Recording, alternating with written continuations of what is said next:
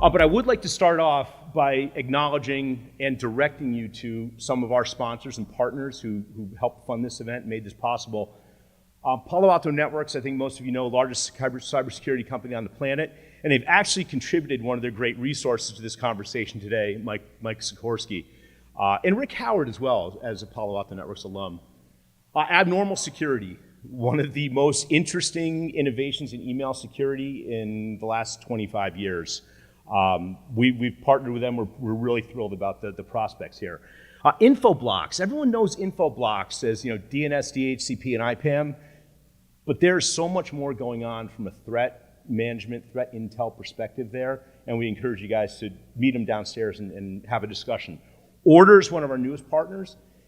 Very focused on the IoT problem, which is a big problem for just about everyone, but also really focused on asset management. And that's going to be really relevant when I kind of break down what we're doing in the cybersecurity program here at WEI. But I'd also like to make special recognition to CyberTrust Massachusetts, and I'm going to put you guys on the spot. Can anybody from CyberTrust stand up and just wave? I'm not going to ask you to give a speech this time. Thank you, guys. For those of you who have attended WEI events before, you probably met CyberTrust folks. CyberTrust Massachusetts is a program that helps students who are really trying to get into the cybersecurity industry, who are in an academic program in the Commonwealth of Massachusetts, and who need and can benefit from hands-on keyboard, actually helping to defend state municipalities, cities, and towns. It's a wonderful organization. A lot of these students are, I've made this joke before, I think they're the next generation of leadership here, so it'll be a great success if some of us are working for them someday. But if you meet, there's a lot of interesting people to meet today. If you meet no one else, please go shake hands with the CyberTrust folks. I think all of us who've been in this industry really like helping the next generation succeed and move forward in their careers. So for what you can do, please go see those guys. I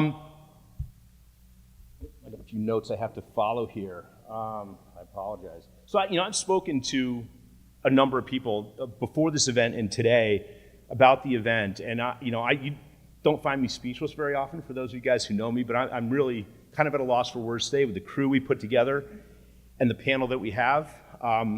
We worked hard to do this, but frankly, it's our panel. You guys were a draw. Everyone said, one of these people could fill this room, but all three of them together raise the quantity and the quality of what we're going to talk about today. So thank you, guys. Checks in the mail.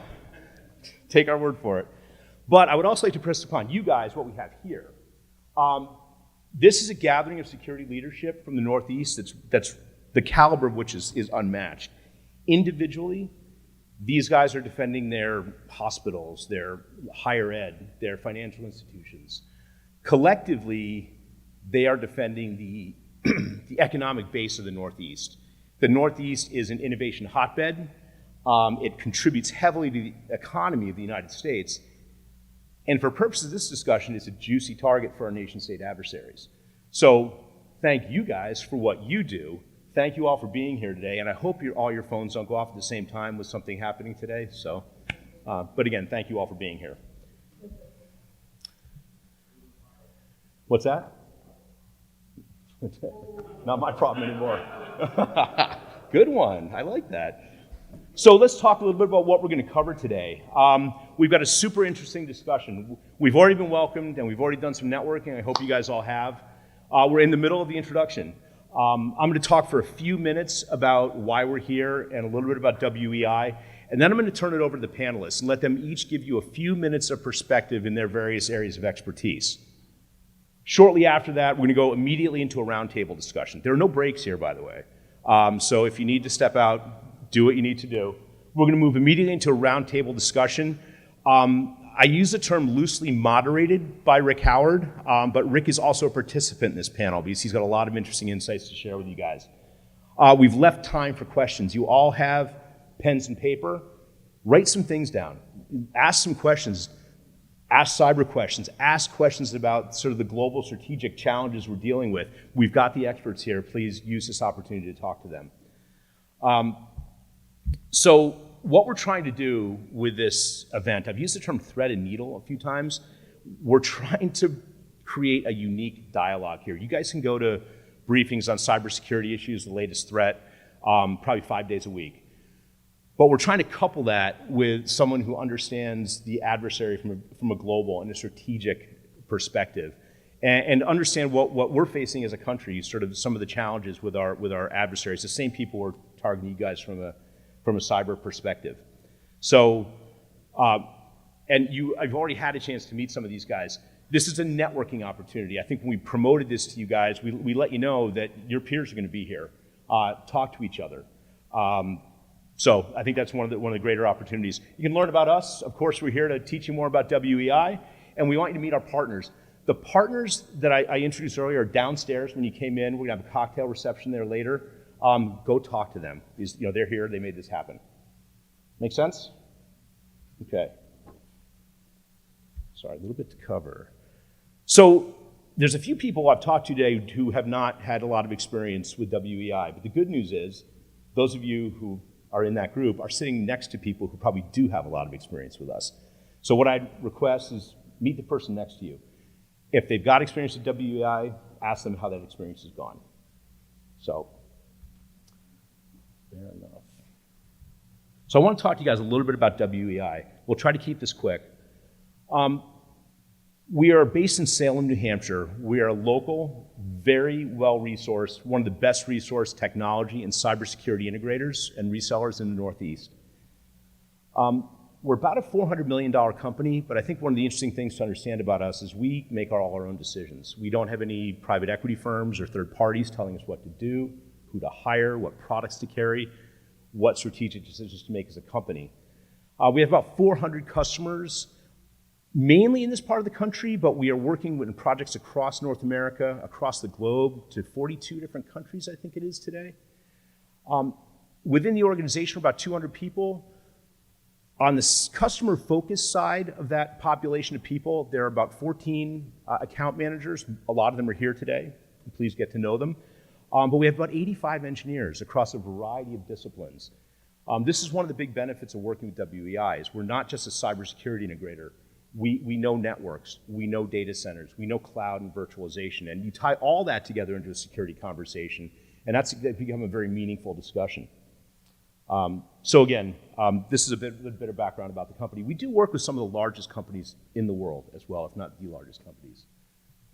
Turning the lens to the cybersecurity practice, when we set about this expansion of the cybersecurity practice about a year ago, the first thing we did is we talked to the engineering leadership and the engineers and got a good sense of where the skill set and where the expertise was.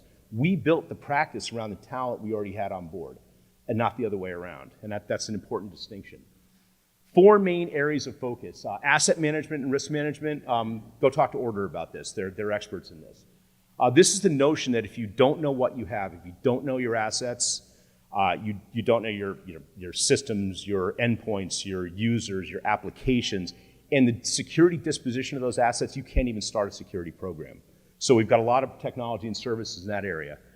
Zero trust and network security is arguably the original foundation of WEI's security practice. We've been doing this for 25 years, designing, implementing secure networks with a zero trust principle. One of our engineering leaders likes to say we were doing zero trust before it was a thing. So this is something we're extremely good at. SOC modernization is another area of focus. We saw a huge opportunity here, a very underserved market in the integrator community. A lot of people are buying products, trying to integrate them together, trying to make them reduce time to resolution, time to detection. Not so successfully. I didn't do it. So we've built a practice around this. We've got some great expertise on board. A lot of you guys, Sean Murphy's around here somewhere. A lot of you guys have known Sean for years. This is a big area of focus for us. Shift left and shield right refers to our cloud security practice. We built data centers for people in the early days. A lot of those same customers came back to us and said, it's time to go to the cloud now. So we built a very large, very vibrant, very profitable cloud practice. These guys know about secure design principles and how to securely migrate applications to the cloud. So a little bit more about us. Beyond the technology and services, we do a lot of this. We're not the kind of integrator who shows up when your renewals due and we want to talk about when we can get the PO. we, maybe to a fault, present lots of opportunities for you guys to engage with us.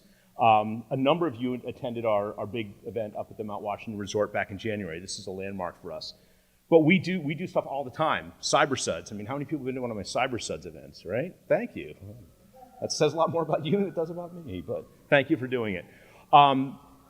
What I would ask is take advantage of these things. We're going to let you know about them, so please feel free to participate. We like consistent, casual conversation with our customers. So, turning to the agenda today, you guys can come on up if you want to. What we want to accomplish today is the ability to sort of help you guys understand your adversary in a different way. As I mentioned, you can go to cybersecurity lectures and read the latest threat briefs all day long, but we want to talk a little bit more about the adversary. You know, and with Ambassador Yovanovitch, we have someone who knows the adversary quite well in a very different way.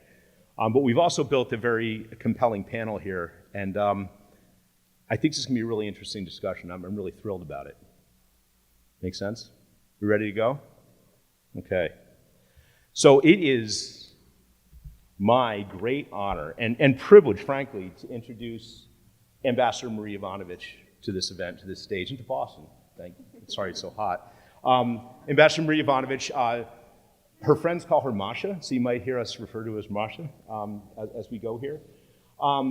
She's one of our nation's great diplomats and public servants, and a leading authority in the Russia-Ukraine region, the former Soviet republics, their history, and their leadership firsthand.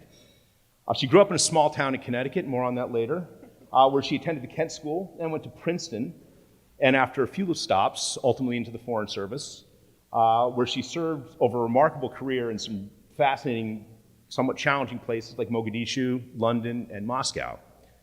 As her career with the State Department advanced, she was appointed and confirmed U.S. Ambassador in Kyrgyzstan, then Armenia, which are both former Soviet republics struggling with relatively newfound independence.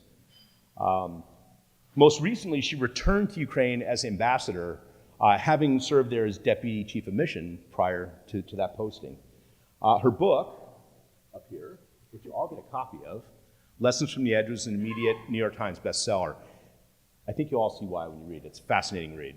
So, you may have seen Masha on TV News as a leading Ukraine expert, some of the late night talk shows, which are particularly entertaining, and even Saturday Night Live. So we're probably supposed to mention that, but that was great. But on a personal note, I'd like to add that Masha and I grew up together in Connecticut. Our families were very close. Our dads taught together at Kent School. I get a little emotional about this because it's a great time of our lives. Our dads taught together at Kent School. They're in the same language department together. I think we were very fortunate to have what we had back then. If I recall correctly, a few times in my life, Masha sat with my brother and I when our parents wanted to go out into town. And I can't help but think if that wasn't your first... Even though I'm younger than he is. Yeah, exactly. It was wild. I just can't help but think if that sort of was your first introduction to the diplomatic corps, trying to keep my brother and I apart from each other. But that's the story for another day. So, in any event, with no further delay, Masha, would love to hear from you a bit. Thank you. Thank you, guys. Thank you so much. It's great to be with all of you here today. So I'm going to try to cover the waterfront. So I'm probably not going to do it in any great detail. So if you have questions about any of the things that I say, please do ask questions later in the Q&A part of it. But I'd like to, I'll give you the bottom line up front. I'd like to leave you with 3 thoughts. And the first thought is that Ukraine can win, and in my opinion, will win. I think there are a lot of skeptics in the United States, as well as in other places around the world about that statement that I just made. But, we're here in Boston, and I was walking around this morning before it got hot and humid, and it was delightful, and I was reflecting on the fact that Boston is the cradle of the American Revolution. And, those upstart revolutionaries, or terrorists, as the British called them, had no business winning. I mean, they were not going to win, period, paragraph. But for the revolutionaries, it was an existential war. They knew why they were fighting, and they had to win. For the British, it was something else, and it was far away. The second thing is we Americans had a lot of help from the French. We had help from another power that was working on U.S. behalf because it was in France's interest. I'm sure the French were great people, and they gave us the Statue of Liberty and all of that because of our common values. But it was about France's interest that they supported the United States. And you know what the results are. The U.S. won, and history was made. And I think the same thing is going to be true in Ukraine, because for Ukraine, this is an existential war.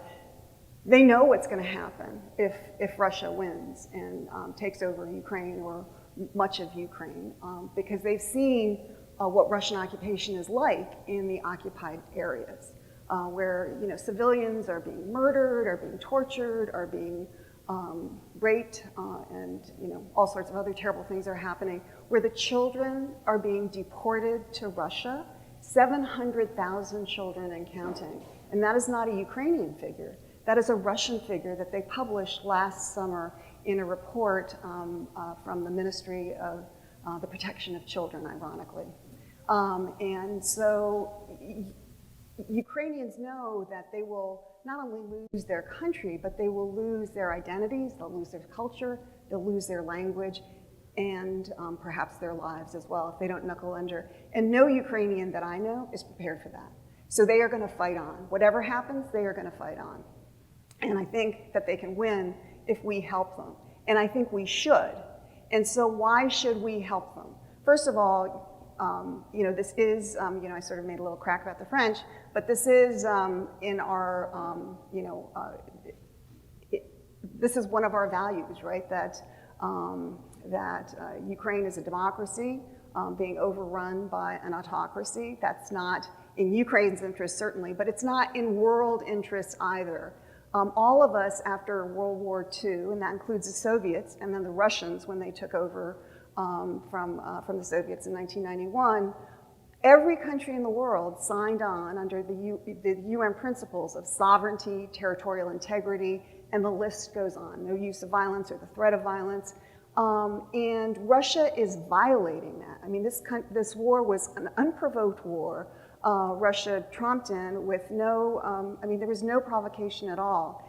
And if Russia wins, Russia will keep on going. And how do we know that? Because Putin has told us this. He has written it. He has demonstrated in his actions in, first in Chechnya, then in Georgia in 2008, in Ukraine in 2014-15, took a little pause, and then continued for the total war in 2022. And it's very clear. He's told us that he wants to, and I'm putting this in air quotes because it actually is a quote from Putin, that he wants to reconstitute traditionally Russian lands. So he hasn't exactly identified what that would be, although he gives hints here and there. Kazakhstan, not a real country. The Baltics, they look good too. Moldova. But if you look at maps from, centuries ago, that includes a lot of Europe, including countries that are now NATO countries. And so that directly affects the security of Europe, if Europe's security has not been already affected, which I think it has, and certainly our security as well, because we have treaty obligations. So Putin would be emboldened if he won in Ukraine, and he would keep on going.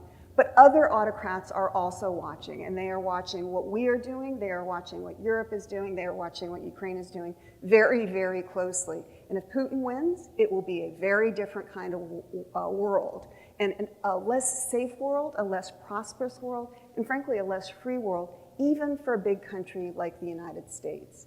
And so I think it's very much in our interest that we help Ukraine now, because I am of the view that if we don't help Ukraine now, win in Ukraine with no US boots on the ground, at some point later we will have to confront Russia in a way that maybe we won't be choosing the timing, it won't be perhaps in our best interests, and it would certainly be far, far more expensive, certainly in terms of money, but also potentially in terms of American lives. I really believe that we are at a hinge point in world history. Sometimes we get those moments where there's just kind of a fluid moment and you don't exactly know where things are going to go. I mean, one of those moments, in my career was 1991 when the Soviet Union broke apart and what was going to happen next. And we thought we had managed all of that pretty well during the 1990s in terms of if there were wars in the former Soviet Union, they were smaller wars and not too destructive, although, you know, if you're from that particular area, I'm sure you aren't agreeing with that assessment. But they didn't affect the entire region or the entire world. 9/11 was certainly another hinge moment that we can all think about how we, you know, turned our thoughts to international terrorism and how to attack that problem. And we took our eye off the ball. We took our eye off of great powers like China and Russia, and they made use of that time over the next 2 decades. And now we are where we are. And so we're in a world that I think is changing with lots of threats out there. I mean, you all in the cyber community are very well aware of some of those threats that are coming from criminal actors as well as nation states.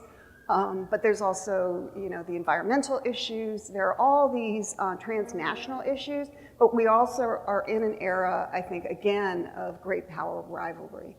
And so the actions that we take now are going to determine the kind of world we're living in the future. So that's hugely important. So, you know, where are we now on the ground in the war? And I would emphasize that this is a snapshot in time because things move fast in that war. You know, if I'd been talking to you just 2 months ago, I would have been pretty grim. But things are looking up for the Ukrainians and aren't looking so good for the Russians right now. And I think if you talk to military experts, of which I am not one, but I talk to military experts all the time, and their belief is that the Russian military will kind of peak by December of 2024. And you can see already that with our, you know, the supplemental was finally voted. It took some time for some of the weapons to start flowing in. And some of them have started to go in. And so about 2 weeks ago, we started seeing the effect of that in Kharkiv. So for months now, the news has been all about how the Russian forces are destroying Kharkiv and the Ukrainians aren't doing anything. They weren't doing anything because they had run out of ammunition, literally run out of ammunition and couldn't fight back. But now they can fight back. And not only do they have the long-range weapons, the US changed its policy to sort of uncuff slightly Ukrainian hands about the use of American weapons and are allowing them to use those weapons across the border into Russia. That's a first. In the area of Kharkiv, if it's a legitimate military target, and they are seeing immediate massing of troops to attack Kharkiv or, you know, supplies being moved or something like that. It's not for all, you know, the whole area along the border. It's not for other uses, and I think that we need to, you know, that policy will change over time as well, but that's not what it is right now. So I would say that we are very focused on the ground, and that's been, you know, on the ground operations. That's been the focus, certainly, of reporting on the war, but again, military experts say that the real focus has to be on the air, where Russia has an advantage, but is not dominant. And now, again, with our missiles and drones, et cetera, coming in, Ukraine is going to be able to reassert itself. And hopefully F-16s and the trained pilots are going to start coming in as well. That's going to be crucially important. But you know, I think we now know enough that over the course of this war where we thought, oh, you know, this weapon system is now going to be in Ukraine, that'll do it. It's all of it together along with the tactics that are going to provide victory for Ukraine. And this is a long time struggle. At this point, people are saying that a Ukrainian offensive is probably not going to happen before 2025. And so I know a lot of people are like, well, when's it going to be over? Well, I don't know, because it's going to take some time, and it's going to take a lot of steadiness, I think, not only from Ukraine, but from Ukraine's partners and allies. So the key is going to be air, but it's also going to be innovation. The Ukrainians are incredibly innovative, and they have a very tight communication partnership and assistance partnership with the U.S. And so that the U.S. and European partners, and that also translates into defense production. And we're starting to see some of the fruits of that. You know, some of that is called, you know, Frankenstein weapons, where you know, they take part of one weapon and part of another one and put it together. Again, the Ukrainians are incredibly innovative when it comes to these things, but they've needed help in terms of using existing supplies to make it fit for purpose for what they need in that particular battle front area. So I think the other thing, of course, is that Russia is not, sitting still. Russia is trying to come up with alliances. We see Putin was just in North Korea and has a strong alliance with Iran, although that one is not free of problems. But I think, if you're Ukraine, I mean, do you want to be partners with North Korea, or do you want to be partners with NATO and the United States? And I think that's pretty clear which alliance is more powerful. The one thing that we are seeing over the course of this war is that the innovation cycle is going faster and faster and faster.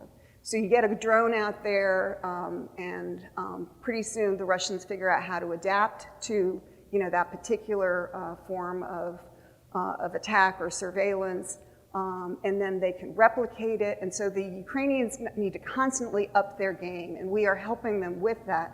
But that cycle is exhausting and very difficult to maintain, although so far they are maintaining it. Russia, we've seen, is a learning military. It may not be the military that we thought they were back in 2021, 10 feet tall and capable of doing anything, but it has demonstrated that despite the corruption, despite the weak leadership, where loyalty to Putin is prized over competence, they are still able to do things, and they are, to a certain extent, reinventing themselves. And that, of course, is very dangerous to Ukraine and ultimately to us as well. So Ukraine needs to break that cycle, and we need to help them do it. So one thing that I think you're all aware of is that Russia is fighting this war in all domains. So certainly the kinetic, military domain, which we're all very familiar with and understand pretty well, but it's also the economic domain where they're using all sorts of punitive measures against the Ukrainian economy. It's also disinformation, which again, I think this room is very familiar with, and it's the cyber domain, right?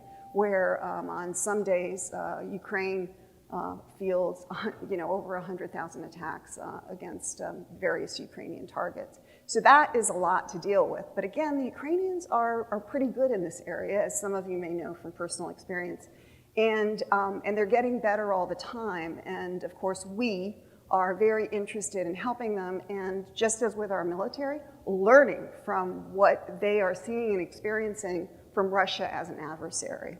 So I'd like to leave you with a couple of thoughts on the cyber front. And some of you may know this, others may not. So the first thing is really good news, actually. There's a pretty robust public-private partnership, and it started in the days before the 22 war started, when we could see 300,000 Russian soldiers massing on the border, and many American companies, and I'm sure European companies as well, were helping the Ukrainians migrate all of their government doings into the cloud. And so even as Ukrainian infrastructure has been destroyed, government buildings have been destroyed, they can continue to govern the country. That is hugely important, as you know. I mean, it's so basic, right? But hugely important, and often doesn't happen with countries at war. Ukraine is still able to provide services to the people, and in many ways has actually surpassed the United States. So for example, during this time, well, right before the war, they established DIA, a software program that every Ukrainian has now. If you want to, get a birth certificate for your child, if you want a marriage certificate, if you want your passport, it's all online. It's all through your phone, through DIA. If you want subsidies to rebuild the house that the Russians just destroyed, you apply through DIA. And so that helps, not only with the no need for paper files and an actual physical building and so forth, it also helps with the issue of transparency, where it's all there for people to see. And so you're not like dealing with some little guy in a back room who says, well, I can do this for you for, consideration. And that's a struggle that Ukraine has had, as many countries have. and DIA is really moving that past that process. So the cloud computing, hugely important for Ukraine. Starlink, you've all heard. Now there are probably something like 30,000 terminals on the front lines and elsewhere in Ukraine. And that close partnership and communication between the US government, other governments in Europe, as well as the Ukrainian government and the private sector has continued, very, very intensely. And as things are happening in real time, all of those entities are sharing and figuring out ways to battle back against Russia, and it has really blunted the ability of the Russians to attack Ukraine. So that's all pretty good news, actually. There's also another thing that was just recently instituted about 6 months ago called the Tallinn, for the capital city of Estonia, the Tallinn mechanism. And what it is it's again, a consortium of countries, the US, European countries, as well as like-minded countries who want to assist Ukraine in the cyber sphere. And it's similar to the Ramstein group, which every month our military leaders meet in Ramstein to discuss what assistance, what military assistance is going to be provided to Ukraine, and they coordinate. So this is the cyber equivalent of that, called the Tallinn mechanism, and the Estonians and the Poles are the leads on this. There's about $100 million in financing for commercial opportunities, and so if there's anybody interested in, further looking into some of those commercial opportunities and being put in touch with the leads, Poland and Estonia, talk to Todd afterwards, because he has the information for how to access that through the U.S. government. But I think that's a really exciting, mechanism. The third thing is not as positive, and that is on the cyber front, and that is the real increase in hybrid attacks. And so some of you may have seen headlines about the Russians removing the buoys in the middle of the Narva River. The Narva River is the border between Estonia and Russia. And so the buoys mark what the actual border is in the middle of the river. And they removed those.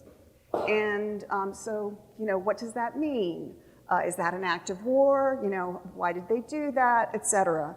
But there are all sorts of other kind of hybrid attacks as well. So there's been many cases of unexplained cases of arson in Europe, in warehouses that have been holding equipment for the Ukrainians. There have been reports of probably Russian groupings that are controlling cameras that would surveil whether it's warehouses, whether it's supply routes, so in order to disrupt supplies to Ukraine. So a lot of things like that, we call those gray zone activities. They're activities that are under the threshold of war, but at what point does that get tipped? Because this is Russia not only trying to gain an advantage, it is Russia testing us and probing and figuring out what's going on, but also what are our limits. And we don't actually know that ourselves yet. And so there is a very active discussion going on right now about what would an Article 5 NATO response be, an Article 5 being an attack on one is an attack on all. In this space and in the cyberspace, the cyber attacks, what would constitute, what would constitute an attack that we would consider to be an act of war, and what would a reasonable response be, considering that nobody wants to go to war, right? So this is a very active discussion right now on Article 5, but also Article 4, which is what triggers consultations preparatory to possible Article 5. And so I think it goes to show how all of the things that in your areas are so critical to the war in that Russia has provoked against Ukraine. So I will also just in closing talk to you a little bit about where we are right now politically, because I think that's hugely important. It's been a good couple months for Ukraine because finally Ukraine got the $61 billion in the supplemental, which I'm sure you read about. It was held up for a very, very long time in Congress, and I'll come back to that in a minute. But they got the money, well, not the money, that we would provide weapon systems with that money. And then, and some of those weapons, as I mentioned, have already started to come to Ukraine with good effect. A couple weeks ago, I'm sure you saw the coverage in Normandy of the 80th anniversary of D-Day, and I thought that there were a lot of good speeches that talked about the crisis of World War II, what that meant for us, what that meant for our freedoms, and the analogies to today. And I thought that that was very important because I certainly see many analogies, and I thought it was important that President Zelensky was there and had an opportunity to speak with our veterans, and they both talked about the common sacrifices for freedom that our veterans made back in the day and that Ukrainians are making today. Last week, there was a meeting of the G7 in Italy, and we signed a bilateral security agreement with Ukraine. That is the 16th of many different countries that have also signed bilateral security agreements with Ukraine. And the purpose is to build the future force. It's the bridge to NATO. It's the assurance to NATO that we will be with you no matter what happens in peace and in war. And so a very important document. It's legally binding for 10 years. And then funding, we finally got agreement from the Europeans that you may have heard that there have been frozen assets of Russia's, approximately $300 billion. And the Europeans have not wanted to use those assets. A compromise was reached that $50 billion there would be a $50 billion loan to Ukraine, and the way that it would be paid off over time is the interest on that $300 billion. It's not exactly what we wanted, but it's a start, and it's important because, I mean, this is Russian money, and it should be used to help Ukraine. I think most people would agree that that is just. And then there were peace talks in Geneva. 92 countries gathered, many of them from the global south. That may not be, that some of them are kind of fence-sitters. Not everybody signed the communique at the end. But I think they did agree generally on the principles of sovereignty, which I think is hugely, hugely important. They focused on 3 issues: nuclear security. I think everybody agrees on the importance of nuclear security, whether it's civilian or military. Secondly, food security, hugely important. And then the return of children and POWs. So while 92 countries were meeting in Switzerland to talk about constructive ways about what are the elements to have discussions about ending the war, Russia put out a statement that it was ready for negotiations, and it had a couple of preconditions. So the preconditions are 4 territories that Russia does not control needed to be totally ceded over to Ukraine. Secondly, Ukraine needed to pledge that it would be neutral, in other words, never join NATO. And thirdly, it needed to demobilize its military, so there would be no military. And then Russia would be ready to negotiate. So I'm not quite sure what is left to negotiate. So reasonable. but there you go. So I think Ukraine is in a good spot right now, but again, it's a snapshot in time. And if I came back in 4 months, I might be, in a different place. But I think that's where we are now, and that's what we need to keep on focusing on. So, what's next? I mean, the war is going to grind on until we do something different. And this is what I think we need to do different along with the Ukrainians. I think we need to decide what the goal is, and the goal should be that Ukraine should win. Secondly, I think we need to decide that we are going to support them, be all in, and provide them the assistance they need when they need it, because it is in our interests, because if we don't do it now, we're going to have to do something later on at far, far greater cost. And if we don't make those changes, I think there's going to be a real quagmire that undermines all of our security, or, Russia could win. And that is not in U.S. interests. So I'm going to leave you on that note, and just to say that the eyes of the world are on the U.S. They are looking at what's happening in our internal politics, they're looking at what's happening in our country domestically, and they're looking at what happened with the supplemental. It took months and months and months of delay before that supplemental was passed in Congress. And it raised a lot of doubts among our allies that we would be there for them if the chips were down for our allies. And if you talk to any military person, military leader, they will tell you that one of our superpowers is our alliances and partnerships around the world, that when we go in together. We could do the job alone, but going in together gives us a strength and that we wouldn't have otherwise. And so countries, and they will tell you this point blank, countries are hedging their bets because they're not sure where the US is going to be under either President Biden or a President Trump. They're wondering whether the US is going to be there for them, and so they are making plan Bs. What do they do if the NATO alliance does not continue? What if they do if the US can't put together funding to help the UK in some exigent circumstance? They're putting together alternative plans, still hoping for the best with the United States. And what concerns me about that is if they're wondering whether we're going to be there for them, we have to wonder whether they're going to be there for us. And I would just leave you with one thought, that the only time that NATO has called for Article 5 was after 9/11 when the US was attacked. This is in our interest, that we are there for our allies and our partners, that we are the steady leader that we have always been. So again, over to you.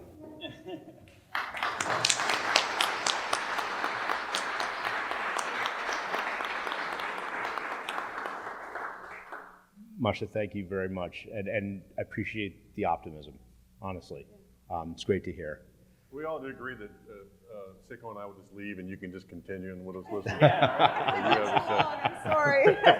No, it's great. Casual to follow. Absolutely. So we'd like to move this over to Michael Sikorski, and again, my honor and privilege to, oh, that's not you, there you are, introduce Michael Sikorski from Palo Alto Networks Unit 42, known to many in the business and his friends, business colleagues as Siko. So you might hear that. You heard the reference. Rick already did that, yeah. Michael is a very well-known, highly regarded threat researcher and incident responder who's worked with the NSA and Mandiant prior to being CTO of Unit 42 at Palo Alto Networks.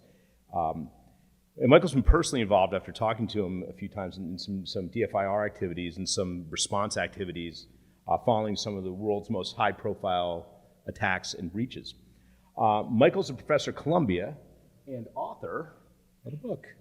Author of the book Practical Malware Analysis. I actually spoke to someone who read this book earlier. Oh, there are probably more in the room. It's not a New York Times bestseller. But In some circles. It does win by weight, though. Yes, it yes, does. I do have the weight going for me. And I was going to comment, this is kind of a Bible and literally a physical weapon in the hands of threat researchers, reverse engineers, and analysts. So again, you guys, your coffee table collection is going to get quite diverse after this event. One of the things that most intrigued me about Michael and having Michael in Unit 42 as a presence here, and really prompted the participation in the event, is that they have a close working relationship with Ukraine CERT, which was fascinating to me. And I think he positions you guys and your team uncomfortably close to both the target and the attacker. So with no further delay, we'd love to hear Siko's perspective. Yeah, I'll give you my angle from the cyber world as well. So, and the last time I spoke publicly was to US Congress, the Homeland Security Committee, and the focus was on the impact of AI to Homeland Security. And so the lights are definitely not as bright, and there's not alcoholic beverages in Congress, and it's a little bit more intense. So if you have 3 hours, which I guess Rick had this morning, you can go ahead and watch the testimony. I go into a lot of different areas, China, Russia, cybersecurity education, really so many different areas. That was really unique and fun to be a part of. And it turns out that it is pretty bipartisan, cybersecurity, and everybody is concerned about it and really looking to take it seriously, especially as we look to roll out AI really rapidly in technologies around the world. And I also noticed, he mentioned I teach, I noticed that the front row is completely empty, which is exactly what happens in my college class, with students standing in the back of the room. So it's nice that that doesn't change over time either. And so you brought up a good point, is the amount of investigations I've done over the years. So I've been doing incident response for 17, 18 years. Started at the NSA, like you mentioned, but then joined a small startup called Redcliffe. They turned their name to Mandiant when I joined. I was there for a very long time. Did a lot of really big intrusions. Started with China, but what I really want to talk about today is, for obvious reasons, is Russia, right? I mean, we could cover so many different areas of cyber, and maybe Rick will take the discussion there. But I want to focus on Russia and sort of been chasing them out of networks for a very long time. The most prominent, and that applies to the conversation here, was SolarWinds. So when I was at FireEye and Mandiant, I got a phone call from Kevin Mandia, and he said, "It's our time." And I knew exactly what he meant, because I knew everybody says, your day is up, is gonna come one day. You will be hacked, you will need an incident response, and it was our day. And so immediately dove into the trenches with the incident responders to figure out what was going on. And we were pushed pretty hard because they were running around our network. We're also a cybersecurity company. It was kind of, not great to get hacked as a cybersecurity company. And also we wanted to get to the end of it, like we had so many times before. And everything kept pointing at that SolarWinds server. And made the decision and called him and said, "Hey, I kind of want to reverse engineer the entire software package of SolarWinds." If you're not familiar with SolarWinds, it's network monitoring software. It's on all of your networks. You probably don't even know it's there. I didn't know it was on my network. And they have 100,000 customers worldwide. And everything was pointing to this. And we narrowed it down from having to reverse engineer and tear apart millions of lines of code to just hundreds of thousands of lines of code. And started to sift through it and made the discovery that there was a backdoor in there. And we also had, based on indicators within our network, we knew that Russia was running around our network. They had stolen malware that I had personally written for our red team operations. So in other words, to hack people ethically. And so over many periods, ethically. So that they could shore up their defenses. They actually came in and stole those tools, and we had to quickly share with others to make sure that they had defenses up for the tools that I had actually written. And they made really strong attempts to get at our intelligence of what we knew about them. Why did they come after us? We will never know. But it started as we unraveled this SolarWinds backdoor that was implanted in our network. We realized how large the scale was. We realized that this wasn't a one-off for us. We realized this was shipped by SolarWinds to all of their customers in an update package that was digitally signed by them, meaning that it was stamped with encryption to show that they actually built the software, and it was shipped to customers. This wasn't malware, right? This was actually shipped by the company as part of a supply chain attack.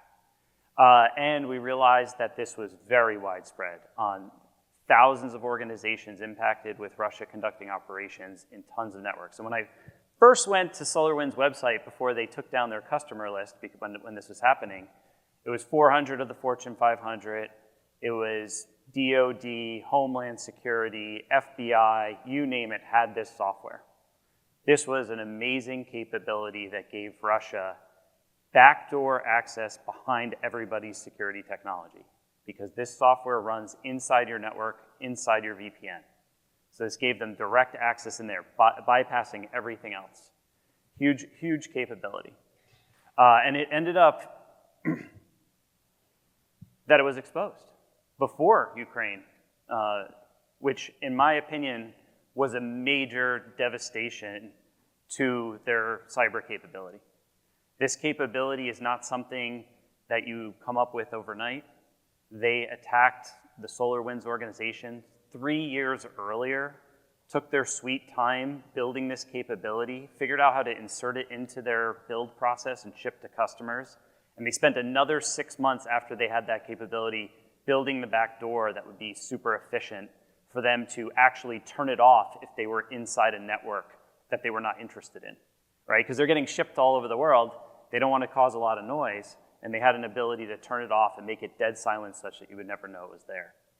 And they did that across the world, but they lost that capability going into Ukraine, and they would have had backdoors on hundreds of networks in Ukraine going into that war. It would have been a very big part of their cyber capability.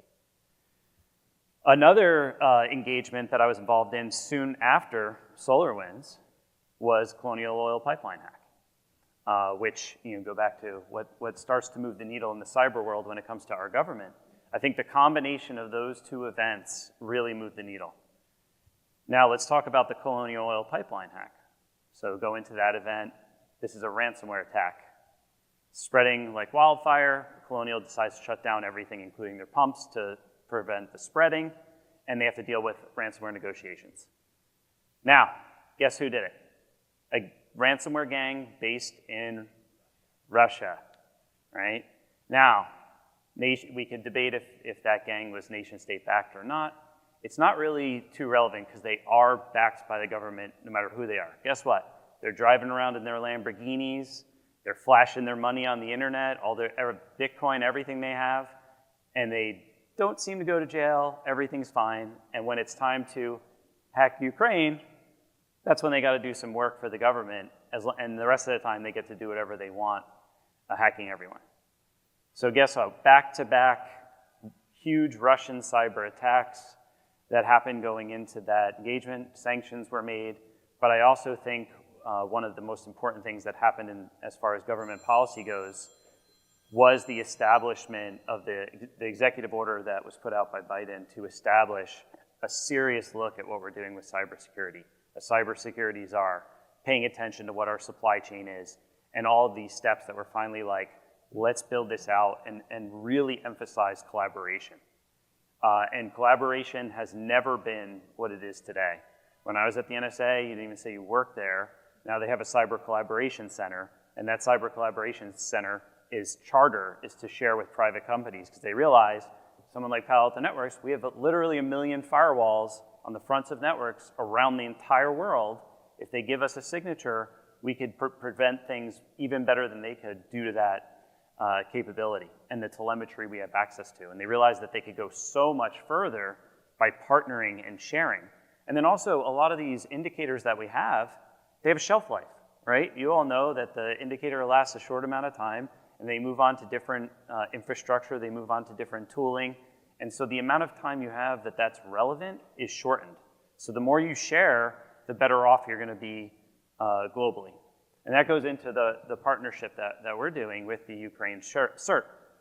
And so one of the things that we've seen really happen is collaboration increase. And I don't think any country that's been hit as hard as Ukraine over the years, and I talked about Russian capability. I didn't talk about Russian hitting Ukraine, which we talk about the lights going off with the Black Energy attack. We talk about the NotPetya attack, which was a repurposed NSA leaked exploit that Russia used to cause mass devastation in Ukraine. And they've had one thing after another being lobbed at them by Russia. Yet, we haven't seen mass devastation there from a cyber capability, being very clear, that we thought we would. We thought we would see all the lights go off and everything else. I think a combination of factors led to that. I think it's losing SolarWinds. I think it's the collaboration. And I think it's everybody jumping in to aid. Private companies, CISA, NSA, everybody collaborating, working together with the Ukraine CERT. And then you even have criminals helping Ukraine. They splintered their ransomware gangs in Russia because they were taking different sides of if they want to be a part of it or not. And some of them actually started helping Ukraine. So you have this massive amount. And then you even have groups that are very much about hacking for a cause, and they started to pivot all their activities to focus there. And now all of a sudden we see a massive amount of protections deployed, and we've seen a pretty decent cyber success there. You know, there was some manipulation of the satellites, some power going off, and some attacks happening, but not to the scale that we all thought. And we're massively involved with the CERT there. We're sharing things, sharing indicators back and forth. We're finding new attacks all the time. In fact, we found a new set of attacks caused by Russia. There was a Polish diplomat in Ukraine, was moving back home to Poland, selling their BMW. As you do. Yeah, as you do. And, but it's war zones, it's hard to sell a BMW, right? And sent out an email advertising it. Russia intercepted that email, embedded malware into all the images of the BMW, and recirculated that to all the embassies and missions in Ukraine. And we caught that attack and reached out to all those that were hit by it. And it was a very awesome collaboration because we worked with the Ukraine CERT to see where that actually was executed, where it was found. We still don't know to this day how they intercepted that and embedded it. But we even had the chance to call the Polish diplomat, and it really was a real BMW. Russia had actually lowered the price, though, to make it a little bit more tempting to click on. And we've seen just the collaboration there. We're in a chat room with them. We have people in region, and we've had really positive outcomes. Now, there is a genuine, we want to benefit.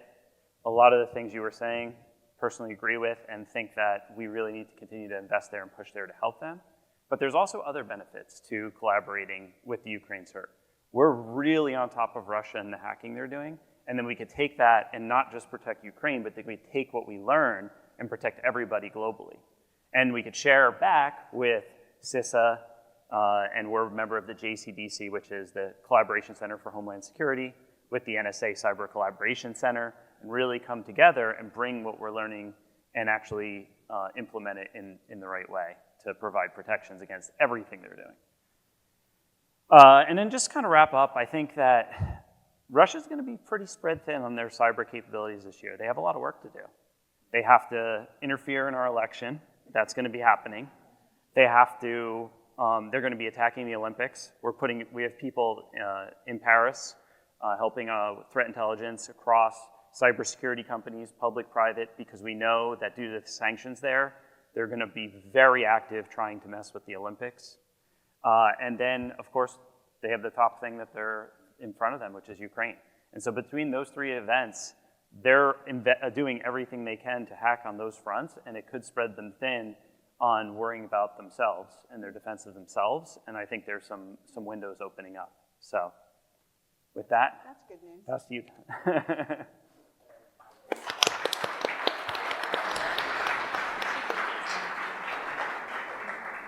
Good stuff. So we had dinner last night. We got more stories than what you've heard so far. So hopefully during some of the Q&A, you might get a few more. But thank you very much. Great perspective. Hello, Rick. Hey, I'm over here. I know. Welcome. Thank you very much for coming. Rick Howard. Many of you know him, and he's known to many of his friends as Rick. There's a joke there. It fell flat, but you know. Anyway, no, but Rick, look, I'm thrilled to have you here. Rick and I are former colleagues at Palo Alto Networks, and he's one of my favorite people in this industry. When we had to decide about who was going to moderate a panel, but also could be a participant, no better person that I could come up with.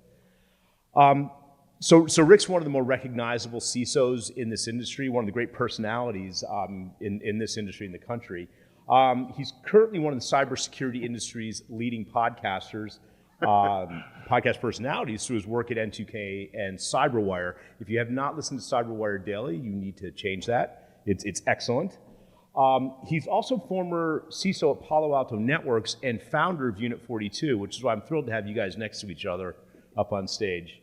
It all comes around in the end. Okay, that's what that is. It does, for sure. Cybersecurity is like Kevin Bacon, but it's just one. I like that. Can I use that later? Yeah. Thank you. So while Rick was at Palo Alto Networks, many of you might know him for this. He formed the Cybersecurity Canon, which is a collection of some of the greatest books, and maybe some not so great books, as you explained last night, in cybersecurity. But some great. Yes, yeah. We're going to get to that. One of the great We're ones. going to get to that. But Rick is also an author of Cybersecurity First Principles. You guys will all get a copy of this as well. Again, your coffee table collection is growing. Again, one of my favorite people in the industry, and I'm really thrilled to be back with you after many years at our event. Thank you. Thanks, Todd. Appreciate it. And perspective is your perspective, right? So you've done what these guys do. So. Well, I get the opportunity after we get to hear the ambassador talk about the current situation in Ukraine and Siko talking about solar winds. Let me take you back to the beginning of Russian offensive cyber campaigns. How many people have read The Cuckoo's Egg? Most of you. Can I tell the story? Because I love the story, all right? So, written by Dr. Clifford Stoll, who was not a cyber person, not an IT person. He was a Berkeley astronomer. But the Berkeley School was laying off astronomers that year.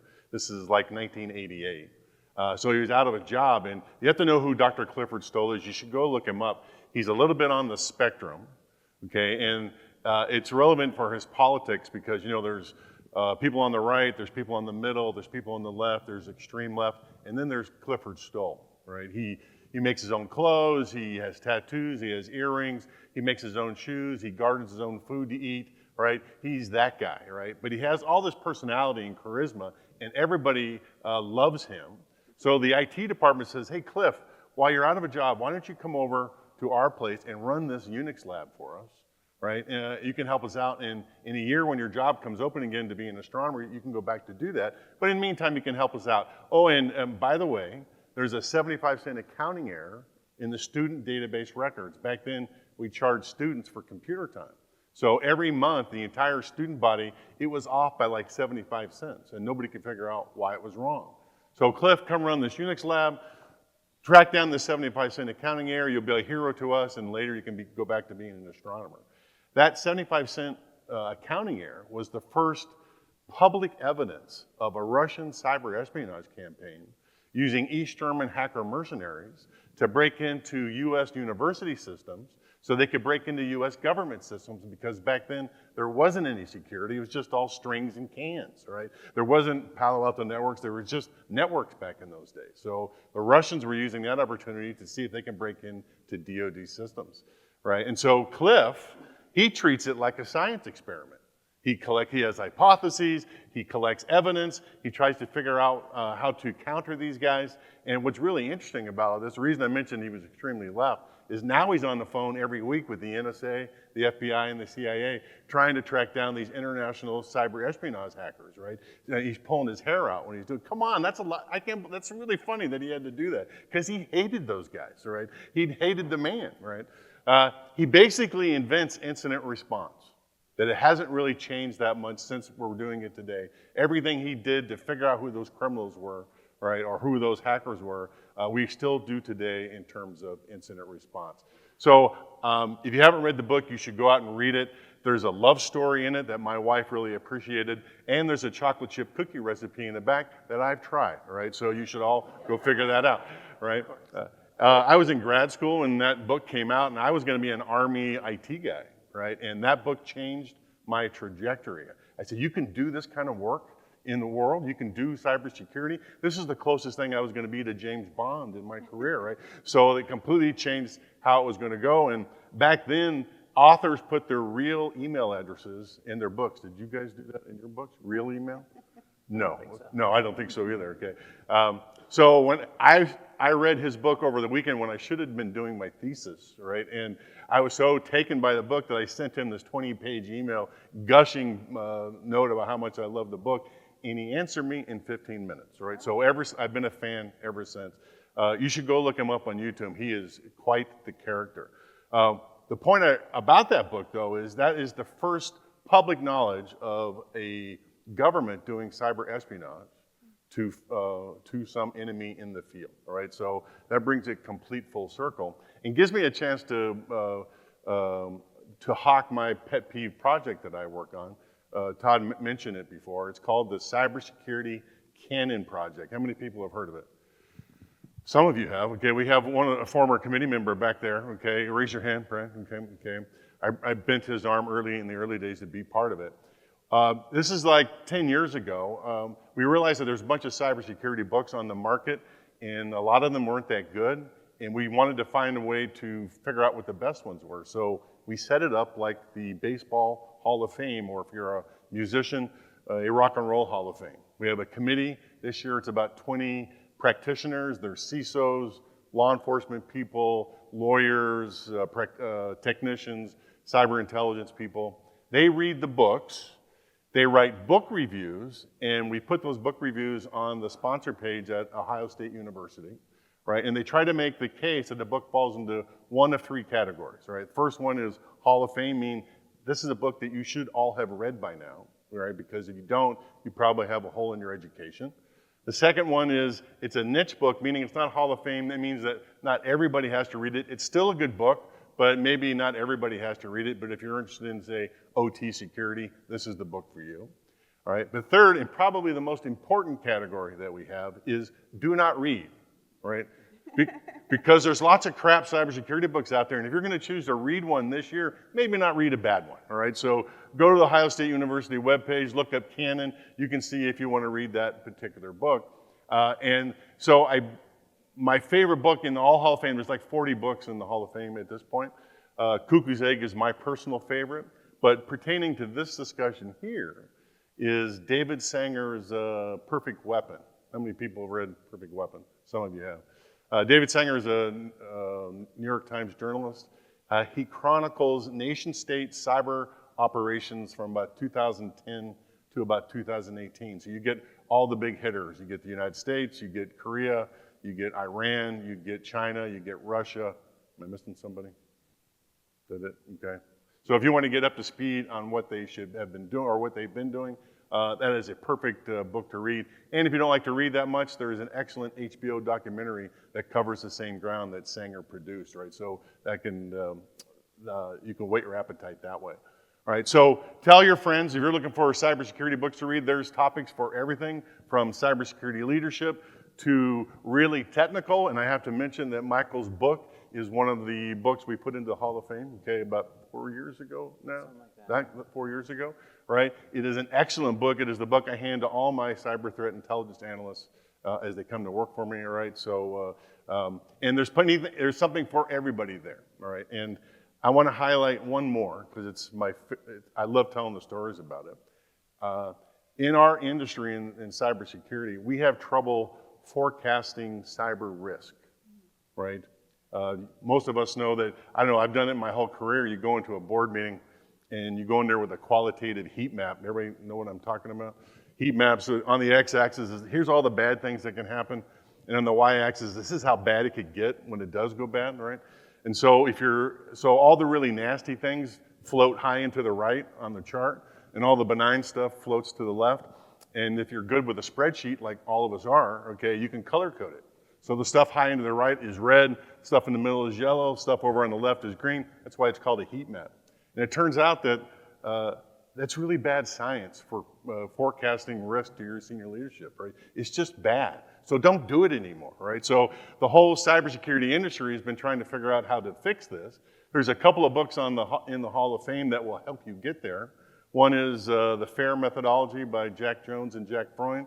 The other one is How to Measure Everything in Cybersecurity Risk by Hubbard and Sierson, right? And those guys are friends of mine. I've interviewed them multiple times, but I've told them to their face, and so this is not me talking behind their back, right? So let me just tell you. Okay, those books are excellent primers for how to think about forecasting risk, but I kept waiting for the chapter at the end that says, here's how you do it in the real world, because it's not there, right? So I complained to those guys about it, and I tried to put it into my book, so to try to fix that problem. But here's the book that changed my mind that it's possible to forecast cyber risk. It's called Super Forecasting. How many people have heard of super forecasting? One person. Excellent. You want to come tell them about it, or should I do it? Oh, you haven't read it yet? Then maybe I should take the lead on the, yeah, okay. It's written by Dr. Tetlock back in the early mid-2000s, right? And Dr. Tetlock is a research scientist for IARPA, the Intelligence Advanced Research Project. It's kind of like DARPA, but for the intelligence community. And Tetlock is also another curmudgeon in the cybersecurity industry. I guess that's just standard practice for all us old folks there, right? But he would watch the news shows, you know, CNN and MSNBC and Fox. You know, they would bring pundits on a panel. Because one time in that person's life, he or she guessed something correctly, but he or she's been wrong ever since, right? And so he would just raise his fist at the TV and say, why do you bring this person on?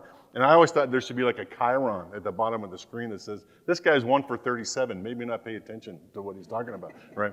Anyway, he does an experiment, okay, with 3 groups, the intelligence community, the academic community, and a group I call the geezers on the go, right? And these are just kind of old people that had a chance to solve puzzles, right? And he gave them 500 really hard forecasting problems to guess at. Like, will the president of Syria be assassinated in the next year, right? Things like that. And then he graded them over time, over 5 years, and guess what group wins? I may have buried the lead there, right?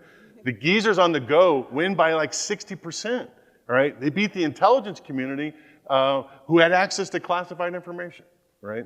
But the important part, the interesting part, the super forecasting part, is that there was a subset inside the geezers on the go that beat everybody else by another 60%, right? So all I'm saying is that it's possible to forecast things we thought are not possible to forecast, and we should probably adapt some of their techniques to get this done. So highly recommend super forecasting. And I will stop rambling on about books, which is my favorite topic. Should we start the panel? Thank you, Rick. Entertaining as always. And some people pointed out I didn't have your picture up here right away, so we remedied that That's problem. such a flattering picture, too. I really like that. Okay. Studious. Guys, we're going to shift gears a little bit. As I mentioned, you got a nice perspective from each of the panelists, but I thought it'd be most interesting to hear them have a little conversation about this, about all the things we've been talking about. And this is that thread the needle part that I was talking about. Yeah. So, but I think this is going to be interesting. I really do. I don't think anyone's at a loss for opinions. So, Rick, I'm going to turn it over to you and let you kind of take it away. Well, so no one has mentioned the joke yet, but I think there's a joke in this. There's somehow an ambassador, a threat intel expert, and a has-been security executive walk into a bar and have a conversation, all right? So somewhere there's a joke in there. I want to start with you, Ambassador. I want to do some inside baseball for your book, right? Because after I read it, I was amazed. You were ambassador for 3 different countries. I was amazed that the president or the secretary of state didn't have regular conversations with you about what was going on in those weird countries, right? And the question, is that true? Did I just misread that? Or do the bigger countries get more attention and then you just have to kind of fend for yourself? Yeah. So I can answer it in a number of different ways. It was certainly true for me. For my countries of Kyrgyzstan, a very small country, but we had a base there, a U.S. base there that was under constant threat because of Russian interference, and keeping it open was a huge priority. But that was kind of left to me to do. Armenia, where also a very small country where we didn't really have too many interests. So not surprising that I wouldn't have had too much high-level contact. And then Ukraine, where I was there from 2016 to 2019 as ambassador. So you would have thought that there might be some interaction, and the secretary did come once while I was there, and we had various congressional delegations. Secretary Rice, yes? That was actually, you're right, in Kyrgyzstan. Yeah. She came to Kyrgyzstan. In Ukraine, it was Secretary Tillerson. Mm-hmm. And then Pompeo came right before, when he was still head of the CIA, and a week later he resigned to become Secretary of State. So there was some interaction, but Ukraine wasn't really a high priority for the Trump administration, even though there was a lot going on, and I think we had a lot of interests there. But I mean, if you think about it, it kind of depends on what's happening in the world and where there are, things going on that a president or secretary of state might have a particular interest or particular added value. And so there you're going to be micromanaged. So my successor, Bridget Brink, who is the ambassador right now in Ukraine, she is on the phone all the time and participating in secure digital video conferences and various other things. And I think she probably wishes there was a little less of the we call it the 5,000-mile screwdriver from Washington. So it kind of depends, but I'll also say that when I went out to Kyrgyzstan, the assistant secretary basically told a group of us going out as ambassadors, you guys were appointed as ambassadors to solve the problems out there. She was more diplomatic than this, but she basically said, we don't want to hear from you, just fix it. And so there's I just find that amazing. I mean, when you look at the logistics of it, I mean, there's like 190 ambassadors out there. How could the president or even the Secretary of State talk to all of you all the time? And that's the other thing. I mean, if in your companies, if you have that many satellite offices and millions of employees and various other things, how many people is the CEO in regular contact with? And so I think that's the other way to look at it. Hopefully they're appointing people who are responsible and smart and self-starters and all those other things that are in your evaluations. Right. And people can handle it and also know when they need to reach out to Washington to not only to inform, but also to ask for help. So I started at the beginning of this talking about the first that we've known in the public that the Russians were the first to do some sort of cyber operation against the U.S. They did, and they were just kind of messing around. It wasn't really this major effort. They did do an operation against the DoD in the mid-90s, right? Moonlight Maze, you guys may have heard that phrase, where they kind of poked at the Department of Defense systems and NASA systems and were pretty successful. But Michael, I wanted you to talk about, Russians really weren't the ones that really figure out how to take advantage of it. It's really the Chinese, right? The Chinese are the ones that figured out that asymmetric warfare was going to be a way to level the playing field against the U.S. And I wonder if you could, what do you think about that? Well, yeah, I mean, so China has, well, it's nice to, not all Russia, a little bit. So I think, when I think about China, they're the ones who have perfected, like, we don't have to invest because we could just let you invest and we'll steal it. Yeah. And the way I started my incident response journey was defense contractors. So all the biggest defense contractors in the early 2000s were getting hit by China left and right, and that was what started incident response. But then they ended up pivoting to start hacking all of the US companies. And this goes back to, when is it war, when is it not war? Because it's likely we've been in a cyber war for quite some time now, right? And it's when does it, I love the conversation of when does it cross over? When they steal the stealth fighter and build their own, does that Clearly not. cross over? Because that happened. So we have not done that, right? Go ahead. Yeah. Right, or reverse engineer our stuff, right? Whatever it takes, they go after it, they steal it, they embed it. But they're also, they don't just use it for stealing IP. I think that's sort of what they got known for in the hacking world. But they're also now focused on getting embedded in our critical infrastructure to a scary degree. And it's something that is top of mind for CISA, which is great to see because it's very important to how do we chase them out of our critical infrastructure. Because again, it goes back to the war thing of like, they're kind of moving in, and you need to be careful about what they're installing there because they could take out a dam or the lights or whatever it is, depending on where they're installed. So yes, they're still focused on hacking companies and stealing IP for their own benefit. Yes, they're focused on getting installed in the critical infrastructure. And then every single country that they've done a deal with for the Belt and Road Initiative, they've hacked prior to that deal to an extreme amount to get the benefit of that soft power that they're slowly taking on across the world. So you and I were both in the government in the early 2000s. You were at the NSA. I was at, my last job in the Army is I was the commander of the Army's Computer Emergency Response Team. My job was to coordinate offensive and defensive operations for the Army back when we didn't know what any of that meant, right? We were just making it up as we were going back in those days, right?